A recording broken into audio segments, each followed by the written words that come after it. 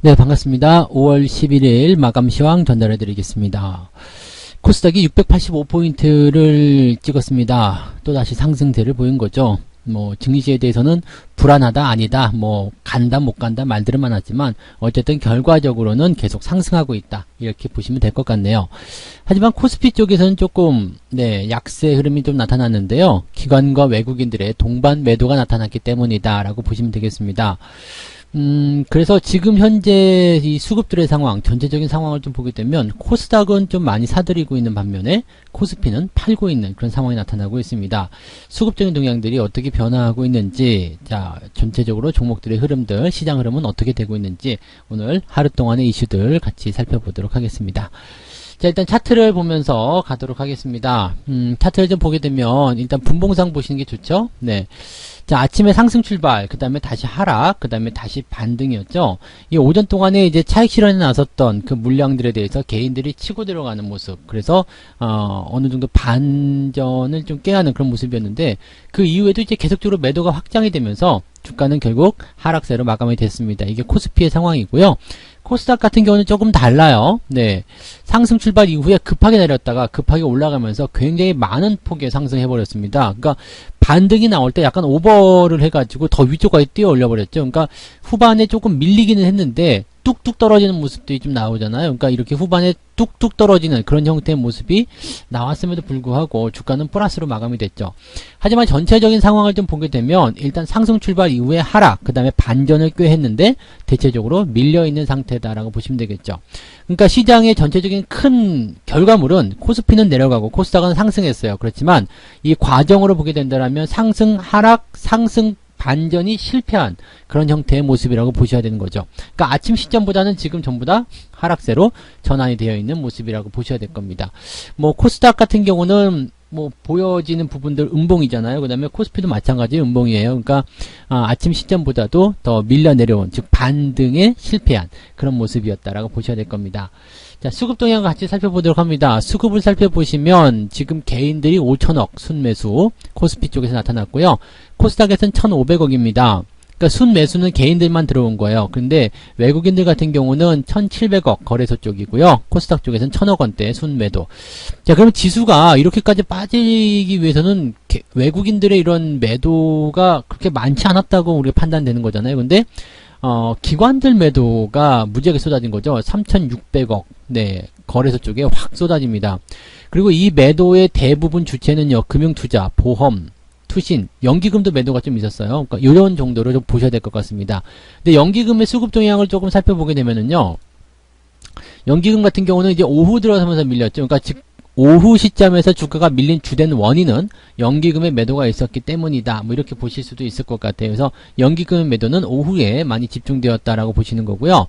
근데 금융투자 같은 경우는 아침부터 계속 꾸준히 매도가 나가는데 연기금이 매도가 나서고 나서 그리고 나서 이제 금융투자 쪽에서 급하게 오후에 1시 반 정도 시점부터 훅 밀고 내려가는 모습, 그 다음에 장 마감 전에 한 번 더 훅 밀고 내려가는 모습. 이게 코스닥에서 분봉 차트를 보시면은요, 그 오후 시점에서 두 번 뚝뚝 떨어지는 모습이 있었을 거예요. 그 자리가 지금 요런 모습이라고 보시면 되겠습니다. 1시 조금 넘어서 이 연기금과 그 다음에 금융투자 쪽에 뚝 떨어지는 모습과 그 다음에 이 2시 한 50분쯤? 그때, 마무리되는 시점에서 또 한번 툭 떨어지는 모습이었어요. 그러니까, 코스닥의 그 흐름들, 또는 코스피에서도 마찬가지겠죠. 그러니까, 이런 매도가, 이렇게 1시 초반에 뚝, 그 다음에 2시 후반에 뚝 떨어지는 모습들이 이러한 형태였다라고 보시면 됩니다. 이거 외에도 오늘 투신도 매도가 좀 있었죠? 근데 투신의 매도는 그렇게 공격적이지 않았고요. 아침에 다 쏟아내고 그냥 끝났어요. 그 다음에, 생각지도 못했던 보험 쪽에서 매도가 생각보다 오후에 좀 강하게 떨어졌어요. 그러니까 요런 쪽에서의 매도들이 대체적으로 좀 형성되었다. 즉 기관이 오늘은 매도의 주체였다라고 보시는 게 맞을 것 같고요. 그 중에서도 금융투자 이쪽이 매도가 가장 컸습니다.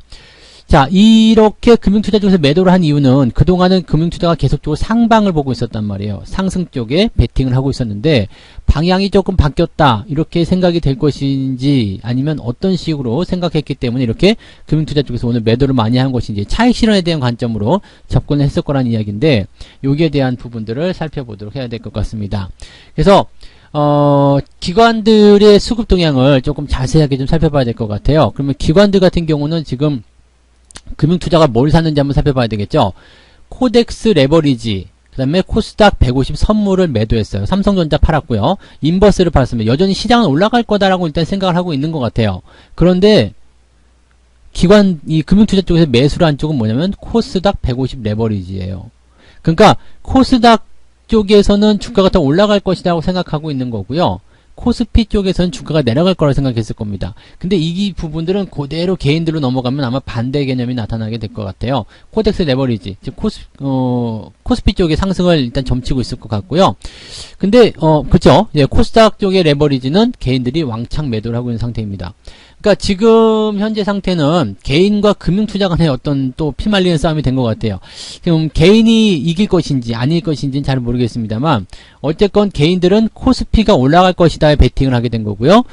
금융투자, 즉 단기적으로 시장을 바라보는 입장에서는 코스닥이 더 강하게 올라갈 것이다라고 베팅을 하고 있는 것 같습니다. 어쨌건 시장에 대한 부분은 이렇게 둘 다 올라간다 쪽으로 이제 어느 주체가 되든 둘 다 이기려면 둘 다 올라가야 되겠죠. 네, 그런 식으로 받아들이시면 될 것 같은데 지금 기관 쪽 입장에서는 코스닥 쪽이 조금 더 강하다라고 판단을 하고 있는 것 같아요. 근데 이 금융투자 쪽의 수급을 조금 무시할 수가 없는 게 뭐냐면 금융투자가 지금 지난 며칠 동안 계속 그 매매 동향을 좀 살펴보고 이야기한 것을 보면 방향성에 대한 부분들이 계속 그 상승 쪽 베팅을 계속 해왔었거든요. 근데 그게 계속 맞았어요. 개인들도 물론 계속 맞추고 있었지만은 개인들 금융투자 쪽 이렇게 단기적으로 치고 올라가는 패턴에서의 그 단기 성과를 노리는 그런 자금들의 포지션들이 전부 다 주가를 상방으로 보고 있는 거거든요. 그러니까 지수는 앞으로 더 올라갈 거다라는 쪽에 일단 베팅을 하고 있는 거고 매도가 나오고 있음에도 불구하고 그렇게 수익을 내줄 수 있는 그런 쪽으로 집중이 됐다는 얘기죠. 또 다른 이야기는 코스피보다도 코스닥을 중점적으로 본다는 것은 대형주 쪽보다는 중소형주 지수보다는 종목을 보고 있다는 이야기가 되는 겁니다. 그래서 오늘 연기금 같은 경우도 좀 매도했지만 사실 연기금은 포지션이 별로 없어요. 네, 그냥 아침과 크게 다른 것도 없죠. 그리고 외국인 같은 경우도 뭐 레버리지나 이런 거 없잖아요. 그 특별한 포지션이 없어요. 그러니까 상승이냐 하락이냐에 대한 관심은 별로 없다는 이야기죠. 그냥 지금 현재 상황을 지켜보자 이런 관점이에요. 그러니까 시장을 지지하거나 또는 지탱해주거나 또는 이끌어가야 될 주체들, 실제적인 주체들은 가만히 시장을 지켜보는 관점이고요. 이 시장의 변동폭을 이용해서 수익을 챙기려는 그런 집단들, 이익을 위한 집단들은 일단 시장을 상방으로 보고 있다. 이렇게 봐주시면 되는 거죠. 그러니까 시장에 대한 부분은 이렇게 생각하셔야 됩니다. 일단 만기일에 대한 압박감은 분명히 있을 거고요. 거기에 따라서 약간의 가두리 형태 나오게 되겠죠. 그럼 기관과 외국인들의 매매는 약간 소극적일 수밖에 없어요. 매수가 많이 들어가기도 그렇고 매도가 또 많이 들어가기도 그렇습니다. 일정 구간 내에 갇혀있는 것이 일단 최고의 수익을 좀 챙겨줄 수 있는 부분이 되기 때문에 갇혀서 움직이는 그런 형태의 모습이 나올 거다 생각하시면 지금 외국인들하고 뭐 기관 총계에 대한 연기금의 어떤 흐름들은 그냥 네 이해가 되는 부분이에요. 아 니네가 그렇기 때문에 여기서 적극도 나서지 않는 거구나. 내려가면 일단 매수로 받아주고 올라가면 위에서 때려주는구나. 이 정도 생각하시면 되는 거고요. 그러면 이 구간은 일단 만기가 지나가는 시점 즉 이번 주 초반부까지는 계속 진행될 것이다 생각하셔야 되는 거니까 대형주 쪽에서는 재미없는 장세가 나타날 수밖에 없겠죠. 또 오늘처럼 내려갔다라면 주가의 어떤 반등을 꾀하고자 하는 그런 기술적 반등도 나타날 수 있을 거거든요.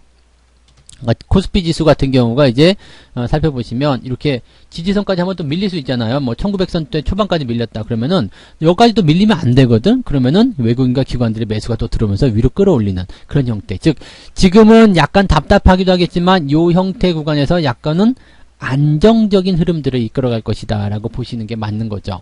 그리고 나서 이제 주 후반이 됐을 때 이제 뭐 각종 경제 지표들 또 후반부에 또 중요한 것들 많이 나오거든요. 그러니까 그런 것들하고 이제 만기 변수가 끝나는 부분에 대한 어떤 해방감 그런 것들이 주가를 밀어올리는 요건이 되지 않을까 생각합니다. 그래서 이번 주는 뭐 지금 상황으로만 봐서는 네, 주 초반에는 그냥 네, 약하거나 아니면은 그냥 보합 수준으로 유지가 되는 그냥 재미없는 지루한 장세. 그래서 생각 외로 종목 장세가 이어질 수 있는 종목만이 튀어나가는 그런 모습이 나타날 수가 있겠죠. 뭐 오늘 오픈베이스라는 이런 종목들도 보시면은 좀 많이 올라가더라고요. 오픈베이스 이런 종목들도 보니까 오늘 좀 강하게 상승이 좀 나타나는 그런 모습이 좀 있었고요. 뭐 두산인프라코어도 오늘은 네, 강하게 올라가는 모습도, 오늘 상승세를 크게 보인 종목들 보면은 제법 또 많이 올라간 종목들도 많이 있어요. 다만 이제 삼성전자를 비롯해서 이런 종목들은 또 다시 약세를 보였다라는 거죠. 그러니까 대형주 지수를 방어해줘야 되는 그런 종목들에서는 조금 약세 흐름, 그런 것들이 나타나고 있다. 또 보면은 이제 급하게 올라간 종목들, 많이 올랐던 종목들은 또 상승폭을 반납하는 그런 모습도 보여지고 있기도 하고요. 뭐 그런 식으로 봐주시면 되고요.